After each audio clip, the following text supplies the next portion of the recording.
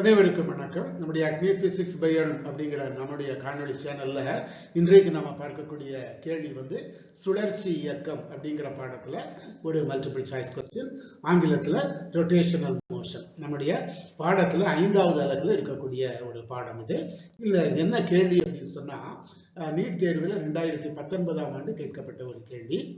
10 kilogram நிறை கொண்ட பொருள் ஒன்று 1 மீட்டர் ஆரம் கொண்ட ஒரு உள்ளீடற்ற உருளையின் உட்சுவரில் ஒட்டி கொண்டுள்ளது. பாத்தீங்களா, இதுதான் உள்ளீடற்ற ஒரு உருளை. சரியா? அதனுடைய ஆரம் 1 மீட்டர் கொடுத்திருக்காங்க. இதுல ஒரு சின்ன பொருள் ஒட்டிக்கிட்டு இருக்கு. இதனுடைய வெயிட் நிறை 1 கிலோகிராம். சரியா? சரி. பொருளுக்கும் உருளைக்கும் இடையிலான உராய்வு குணகம் 0.1. இந்த சுவரில் ஒட்டி இருக்கு இல்லையா, இதுக்கு எடுக்கிற இந்த பொருளுக்கு இடையில் இருக்கக்கூடிய உராய்வு குணகம் 0.1. உருளை தனது அச்சை பொறுத்து செங்குத்தாக சுழன்று கொண்டிருக்கும் பொழுது அப்படியே சுத்திட்டே இருக்கு. சரியா?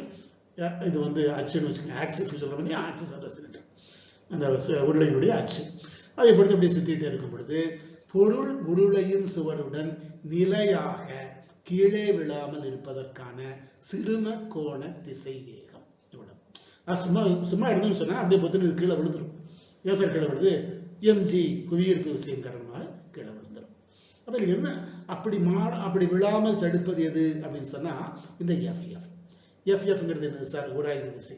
அந்த உராய்வு விசை எவ்வளவு சார் இருக்கும் அப்படின்னு சொன்னா, இந்த இல்லையா, இது நார்மல் ஃபோர்ஸ், செங்குத்து விசை. அந்த செங்குத்து விசை இன்டு மியூ. மியூங்கிறது என்னது? உராய்வு குணகம்.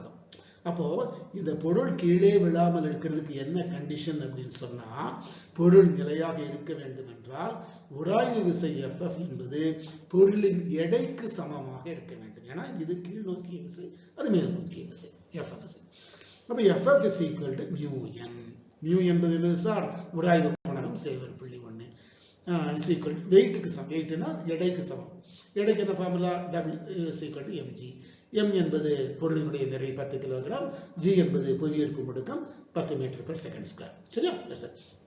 இப்போ என்னங்கிறது என்னது சார்? என்னங்கிறது இங்கு நோக்கி விசை சொல்றோம் இல்லையா, அது என்னது அப்படின்னு சொன்னா அச்சை நோக்கிய விசை. இது சுழன்று கொண்டே இருக்கும்போது அச்சை நோக்கிய விசை எப்படி இருக்கும்? மைய நோக்கு விசையாக இருக்கும். சென்ட்ரிபீட்டல் ஃபோர்ஸ் ஆங்கிலத்தில் சொல்லுவோம் மைய நோக்கு விசை. மைய நோக்கு விசைக்கு என்ன sir formula? mr omega square. me square by r னு சொல்லுவாங்க. mr ஒமேகா ஸ்கொயர் எப்படி சொன்னாலும் அப்படிதான், mr ஒமேகா ஸ்கொயர். சரியா? சார் இப்போ அப்ப நமக்கு என்ன கிடைச்சிருக்கு அப்படின்னு சொன்னா, mu into mr omega square is equal to mg. இதுல இருந்து நம்ம என்ன சார் கண்டுபிடிக்கணும்? mனா என்னது? நிறை தெரியும். rங்கிறது என்னது? அந்த உருளையினுடைய ஆரம் 1 மீட்டர் தெரியும். ஒமேகாங்கிறது என்னது சார்? அதுதான் நாம் கண்டுபிடிக்க போகிற கோண திசை வேகம். இது கரெக்டா ஈக்குவல்டா இருக்குன்னு சொன்னா அதுதான் சிறும கோண திசை, சிறும கோண திசை வேகம். ஏன்னா அப்படி கரெக்டா un is equal to mg இருக்கும் பொழுதுதான் இட் இஸ் ஜஸ்ட் பேலன்ஸ்டு. அதாவது அது நிலையாக அப்படியே நிறுத்துவதற்கு தேவையான அந்த விசையாக அமைக்க முடியும்.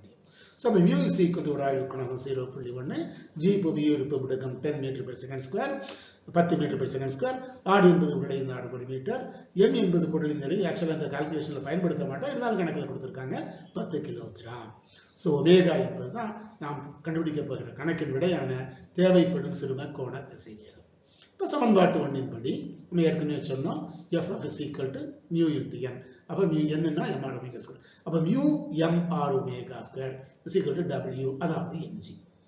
ரெண்டு பக்கமும் m இருக்கு, கேன்சல் பண்ணிடலாம். அப்ப இங்க என்ன சார் இருக்கு? மியூ ஆர் ஒமேகா ஸ்கொயர் இருக்கு. இங்க என்ன சார் இருக்கு? g மட்டும் இருக்கு.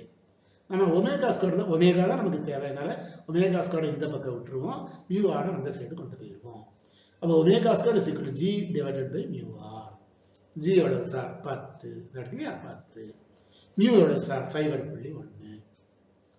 r எவ்வளவு சார்? 1 மீட்டர். 1 இன்டு 0.1 தான். 10 டிவைடட் பை 0.1 எவ்வளவு சார் வரும்? 10 பை 1னா 10, 10 பை 1னா 100. சரியா? அப்ப omega square is equal to 100. அப்ப ஒமேகா எவ்வளவு சார்? 100 வர்க்கமூலம் எவ்வளவு? 10. அவ்வளவுதான். So omega is equal to 10 radian per second. Radian per second தான் கோண திசை வேகத்திற்கு உண்டான அலகு. அப்ப omega is equal to 10 radian per second. இதுதான் தேவைப்படும் சிறும கோண திசை வேகம். ஆப்ஷன் 3 நமக்கு கொடுக்கப்பட்ட 3வது தெரிவு சரியான விடை அப்படிங்கிற முடிவுக்கு வந்துள்ளது. ஓகேயா? சரி, நம்ம வந்து இதுவரைக்கும் இன்னைக்கு பார்த்தது வந்து இந்த ரொட்டேஷனல் மோஷன், சுழற்சி இயக்கம் அப்படிங்கிற பாடத்துல 16வது கேள்வி. சரியா? மொத்தம் 16 கேள்வி இது வரைக்கும் பார்த்திருக்கிறோம். அடுத்த காணொளியில வேறு ஒரு சாப்டர், அதாவது இயற்பியல் இருந்து நம்ம கணக்குகள் பார்க்க தொடங்குவோம். ஒரு 3 கணக்கு பார்ப்போம். ஒவ்வொரு அத்தியாயத்திலையும் ஒவ்வொரு அலகுலையும் 3 கணக்கு நம்ம பார்க்கலாம். ஓகேயா? சரி, அடுத்த காணொளி காணும் வரை அனைவருக்கும் நன்றி, வணக்கம்.